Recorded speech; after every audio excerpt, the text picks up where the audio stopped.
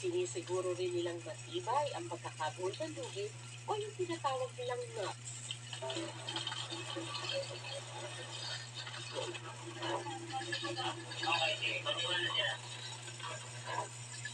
Isa-isa ng puporma ang apat na technicians sa gilid ng parapet at iniabot sa kanila ang mga kagamitan nila.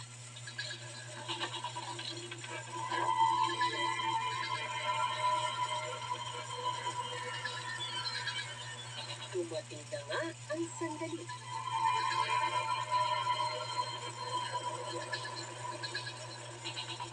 Maingat na bumaba ang technicians.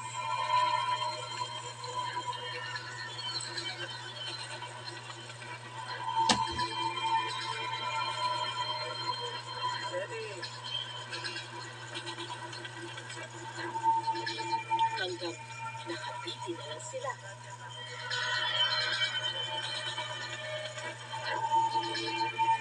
Ang kanilang buhay nakasalalay sa lubid.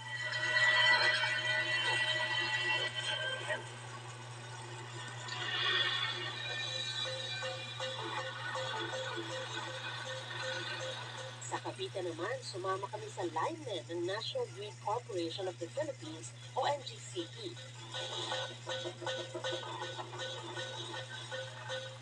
Kumanto kami sa tower na ito sa Indang na may taas na 50 meters. Isa-isang ibinaba ng lineman ang mga gagamitin sa repair at upgrade na gagawin sa linya, gaya ng mga insulator. Inihanda rin ang mga lubid na magsisilbing proteksyon nila.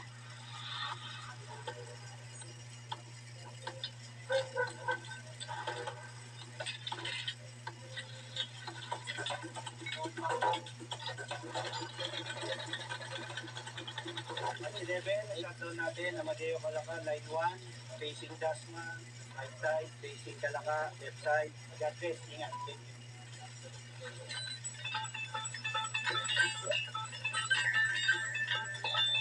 Pare-parehong delikado ang trabaho ng lineman. Pero sa araw na ito, isa sa kanila ang may dagdag gawain. Si Richard, na naatasang tumulay sa kable ng kuryente para sa isang mahalagang assignment.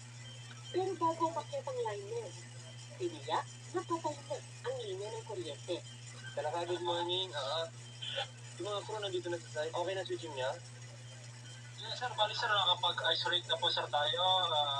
Magbibigay na po ng clearance, LRCC notice to proceed at 0711, sir.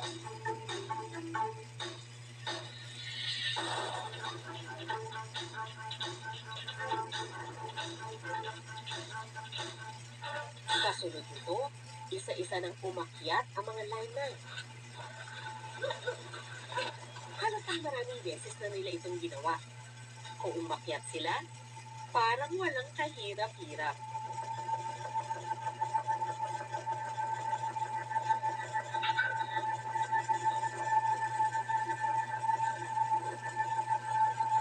Pumwesto sila sa magkakaibang level ng tower.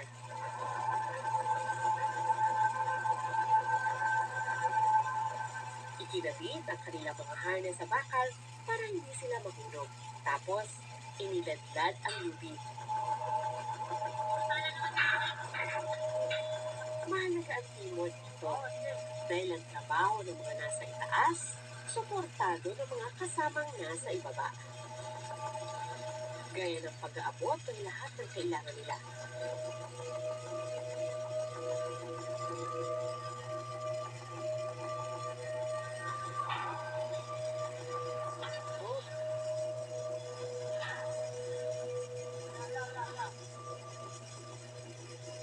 Isa-isa kinuha ng linemen ang mga ito.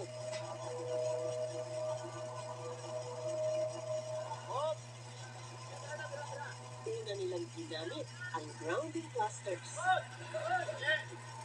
Yung nakita mong orange na parang clamp na may tube, ang tawag namin doon ay grounding clusters.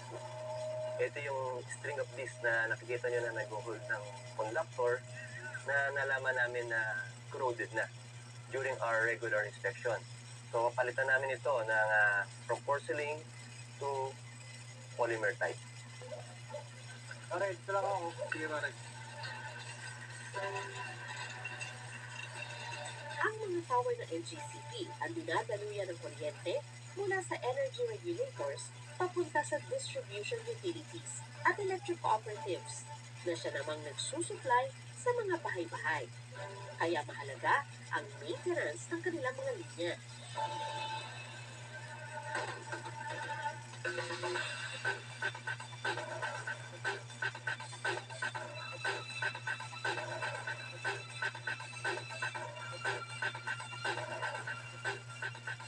Nang mapalitan na ang mga insulator, hindi pa makapagpapahinga ang grupo. Isa kasi sa kanila ang naatasang mag-adjust ng tinatawag nilang line spacers. So, kailangan namin siyang adjust, higpitan, at yun, kailangan niya magbuwis buhay na gumapang doon sa aming conductor. Ang mga line spacer ay ginagamit para magbigay ng tamang espasyo sa pagitan ng mga kawad ng kuryente. Ito rin ang pangontra sa pagkakapulukot ng mga linya sakaling may malakas na hangin o bagyo. Sa taas na 18 meters o katumbas ng 4 na palapag na gusali, sinimulan ni Richard ang isang delikadong misyon.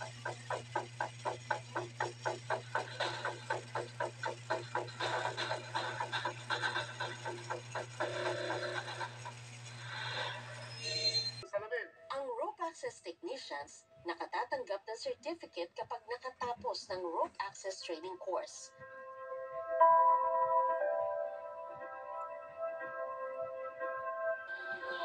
Nag-sit-in ako sa isang training para maobserbahan kung paano ito ginagawa. Kasi ang rope access is a work at height. Okay na? Trabaho sa mataas. Ngayon, ito mga example ng trabaho sa mataas. Hindi lang paglinis ng salamin. Pati bumbero, pati sundalo, pati SWAT, pati rescuer. Trabaho sa mataas yun. Lineman. So, worldwide, ito yung system nila. Sa London, Germany. 20 taon na sa industriya si Ramon, kaya nakita raw niya ang paglaki ng demand para sa rope access technicians.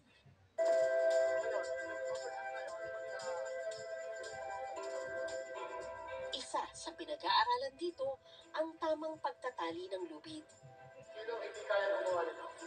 May iba't ibang klase ng nuts o paraan ng pagbuhol ng lubid. Medyo nakakalito para sa baguhang tulad ko. Ano pang gagawin mo? Ipapasok mo yung dulo. Ipapasok mo yung dulo. Diyan, tingnan mo. Ito yung mga D-ring natin. Meron nakatapat sa chest. Itinuturo din ang tamang paggamit ng personal protective equipment. Step number 1, acting ka. Ito yung nag-iibig. Dalawang white, blue white. Kasi minsan, di ba, hindi mo rin na-adjustment. Or something hindi matatanggal. Gets ka? Siyempre, kalimitan ang starting point mo doon, kaya lang hindi tayo makapag-starting point ngayon. Rope access training course is a 5-day course na kinukuha ng mga potential rope access technicians para maging ready sila to be safe while working at height. Kalimitan sa mga difficult access locations.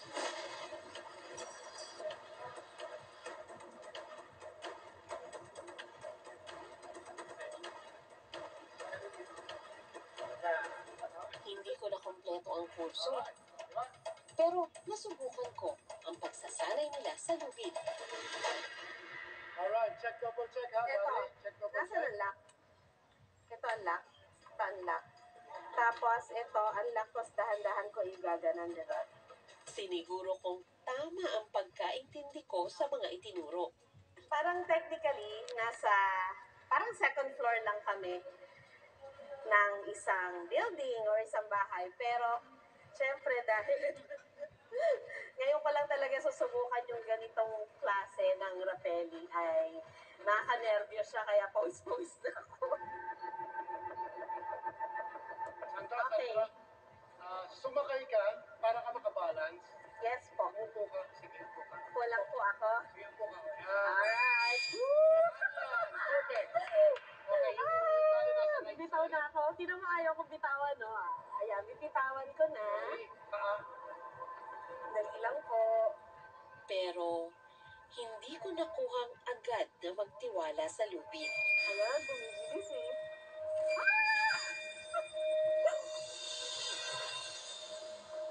Oops. Okay. Adjust na lang paa. Oops.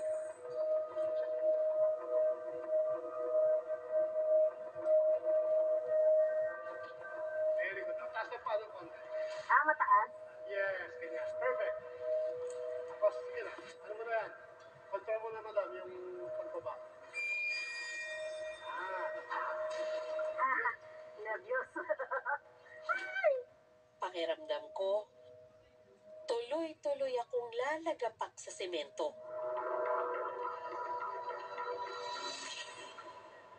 Stand up.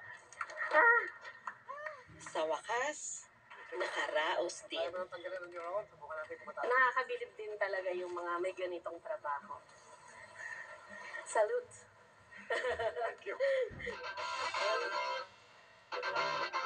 Nang subukan ko uli, medyo nabawasan na ang kaba ko.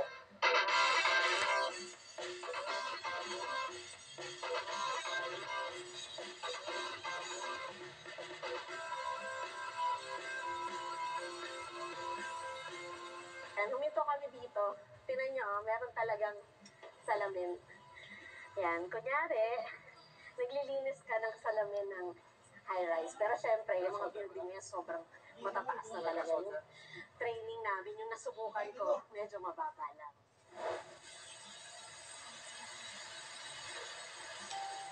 Sa gitna naman ng init ng araw, nasaksihan ko ang isa sa pinakamahirap na bahagi ng trabaho ng NGCP linemen, ang conductor riding o pagtulay sa linya ng kuryente.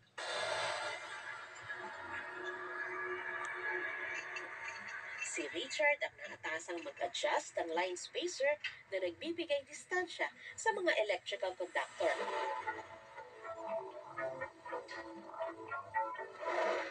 Tinatayang nasa 18 meters ang taas nito. Nakabibilib na may lakas pa si Richard na gawin ito matapos niyang magpalit ng insulator sa taas ng tower. Pero sa bandang gitna, kapansin-pansing, pumagas si Richard. Hanggang sa mapahinto. Sa isang maling hakbang o pagkalula habang nasa ere, maaari siyang mahulog. May lubid pa rin namang nakasuporta sa kanya sakaling mangyari ito. Hindi nagtagal, itinuloy ni Richard ang pagtulay.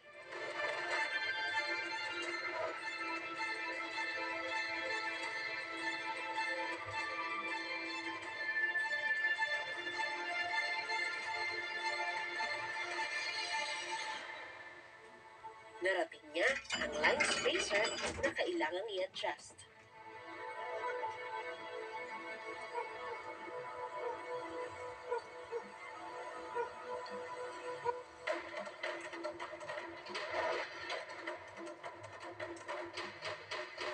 Nang matapos ang assignment, kailangan pa niyang buruin ang mahabang linya pabalik sa tower. Sabi nga nila, cellphone nga, nalolobat eh. Tao pa kaya, napapagod din. Kaya nagpahinga lang po ako saglit nun.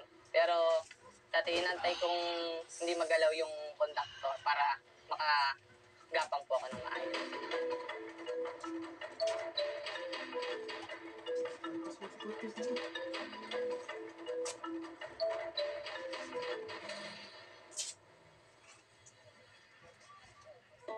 Pitong taon ng lineman si Richard. Trabaho masasabing minana niya mula sa kanyang ama. Idol ko yung tatay ko. Sabi ko yung ang hirap ng ginagawa, hindi magagawa ito ng isang ordinaryong tao.